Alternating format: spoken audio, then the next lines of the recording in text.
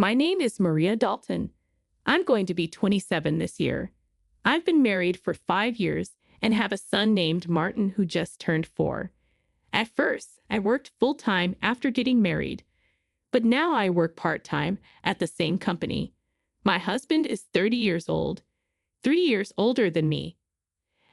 I fell in love with Kevin Carlton's romantic gestures, which led us to date and eventually get married. But after we got married, Kevin, who used to be kind, started acting more controlling. Kevin has a younger sister named Jane Dalton, who is 20 years old. Kevin spoils her a lot, maybe because they have a big age gap. Before we got married, I didn't really have a problem with this and thought that Kevin and Jane got along well. After we got married, I started noticing some changes in Jane's behavior. She often comes over to our house, and every time she does, I feel like I have to do everything for her because Kevin always gives in to her selfish requests. Jane shows up at our place without warning, whether it's morning or night. And when she does, she never brings any gifts or shows any appreciation. She acts like I don't even exist, only talking to Kevin, saying stuff like, "Hey, brother, I'm here again." Then Kevin, seeing that there's only enough dinner for 3 people, asks Jane if she wants to eat. Naturally, I didn't plan to cook for her. When I try to tell Kevin quietly that I didn't make dinner for Jane, he just brushes it off and tells me to deal with it because his sister is here.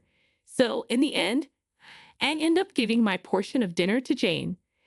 And then, loud enough for Jane to hear, Kevin blames me, saying things like, "You should have made more food." When Jane hears this, she looks like she's about to cry and apologizes to me. Kevin comforts her and scolds me, saying things like, "You're not being considerate," or "Don't be mean to my sister," even though Jane says sorry every time. I notice that Jane seems happier when Kevin pays more attention to her than he does to me. It's like she enjoys it.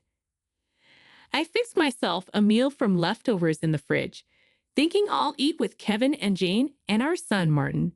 But just as I'm about to start, Jane tells Kevin she wants to talk to him alone. "Martin, you eat with your mom?" Kevin says, moving us to another room. This isn't the first time he's done this. After Martin and I finish eating and go to clean up, I find Kevin and Jane chatting happily on the sofa. Their dishes are still on the table, untouched. They never bothered to clean up. I feel like they see me more as a maid than a wife or sister-in-law. They don't talk to Martin either, as if he's just a maid's child brought to work. I start cleaning up in the kitchen and am about to give Martin a bath when Kevin calls me loudly. It's nearly 8 p.m., but he says, "Jane wants cake. Go buy it now. Get it from the shop near the station," he adds, specifying where. Going to the cake shop will delay Martin's bedtime, but when I hesitate, Jane says to Kevin, "I want it now," and Kevin rushes me, saying, "It's okay if he sleeps late today." What's with that attitude when Jane is here? Kevin starts loudly blaming me. I know I'll have to go to the cake shop, so I reluctantly decide to go. The shop near the station closes at 9 p.m., so if I hurry, I can make it. As I'm getting ready, I overhear Kevin and Jane talking loudly. They say things like, "She's so inconsiderate," and "Why did you marry her?" I can't leave Martin behind, so I take him with me. As I'm getting him ready, I hear Kevin's loud voice from the living room saying, "If you defy me again, we'll get a divorce." Martin can hear it too. He might not understand the words, but I think he knows his parents are fighting. Holding back my emotions, I ask Martin, "What kind of cake would you like?" He brightens up, saying, "Mom, I want a cake with lots of fruits." So Martin and I chatted happily about cakes on our way to the cake shop, forgetting about Kevin's earlier words. We made it just before closing time, and luckily, they had the cake Jane wanted. We bought 2 cakes, plus the fruit-loaded one Martin wanted.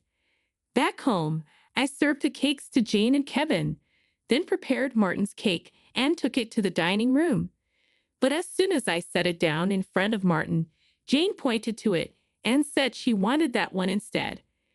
Before I could say anything, Kevin moved Martin's cake in front of Jane, ignoring Martin's protests, and let her eat it. He said, "I bought that cake with my money, so I get to choose," which made me really upset. I couldn't hold it in anymore and voiced my frustration to Kevin and Jane. Kevin then threatened with divorce.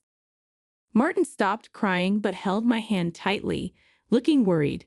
Then, after some thought, he said, "Mom, I also love cake with strawberries on it. It's really delicious," referring to the cake Jane initially wanted. I felt like I was making Martin endure too much. There were 3 adults, including me, making a 4-year-old put up with this. Seeing Jane reach for Martin's cake after he said how yummy it was made me take him to the next room so he could eat it in peace.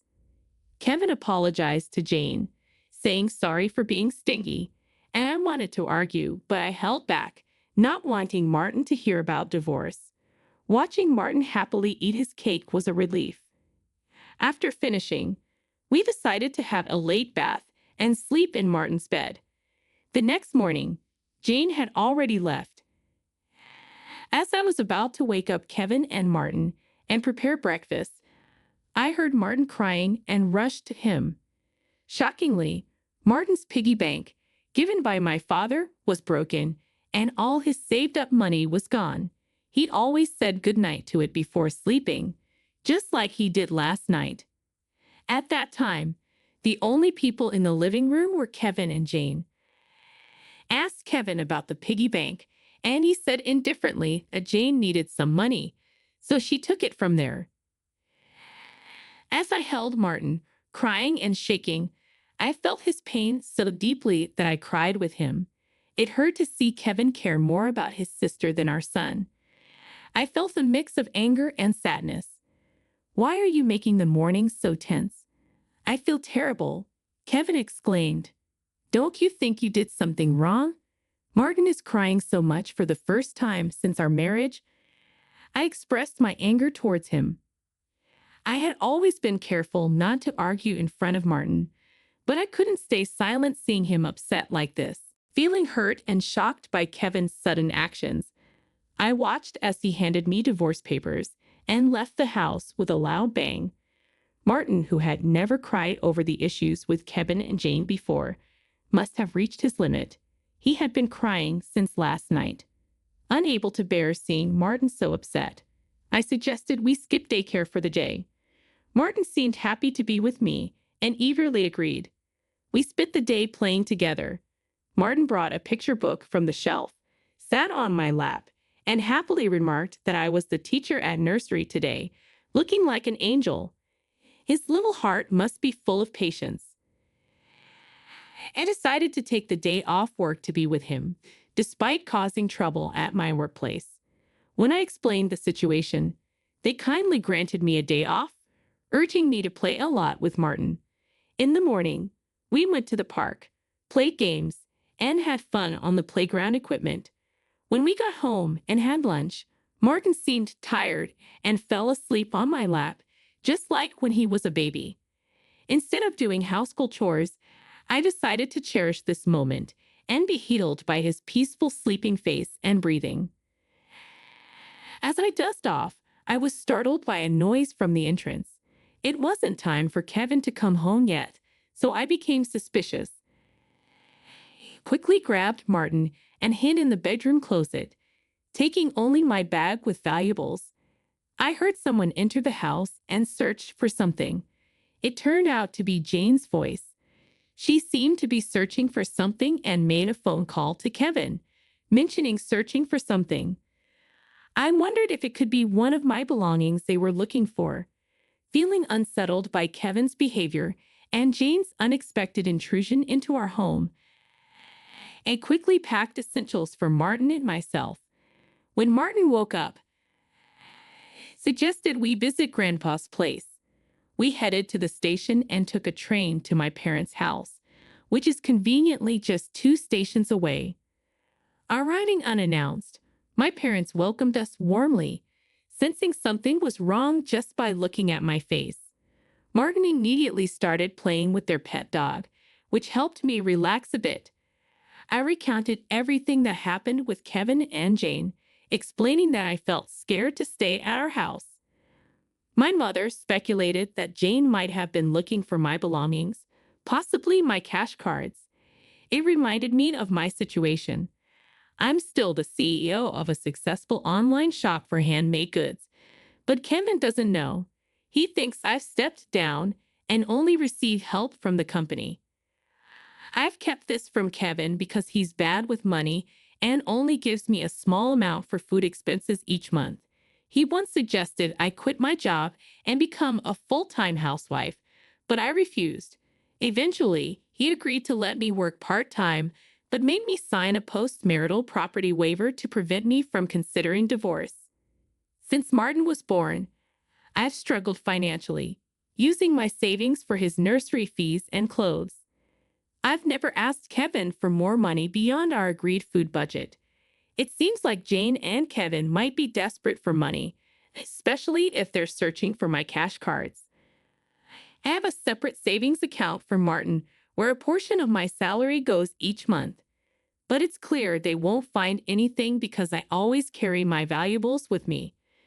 To be safe, my father suggested keeping my valuables at their house in their safe. It's concerning that Jane might have access to our house even when we're not there, and Kevin might be allowing it. Martin came to my father crying, explaining that his piggy bank was broken and he couldn't keep his promise to save up. My father became angry and decided to call Kevin.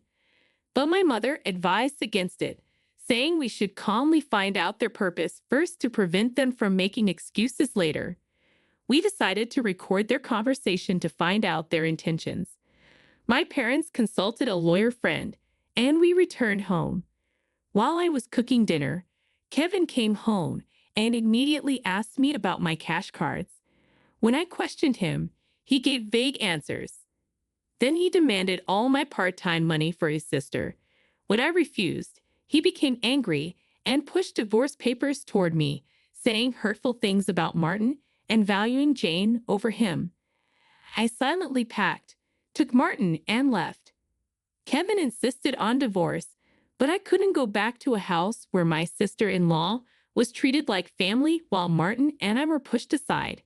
Kevin bombarded me with messages and calls, but I ignored them and went to my parents' house. I played them the recording and showed them the divorce papers. They advised me to do what's best for Martin, even if it means divorcing Kevin.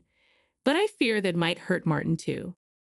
While struggling with this decision, Martin said he was hungry, and my mother made him his favorite dish, hamburgers. Seeing her kindness toward Martin brought tears to my eyes.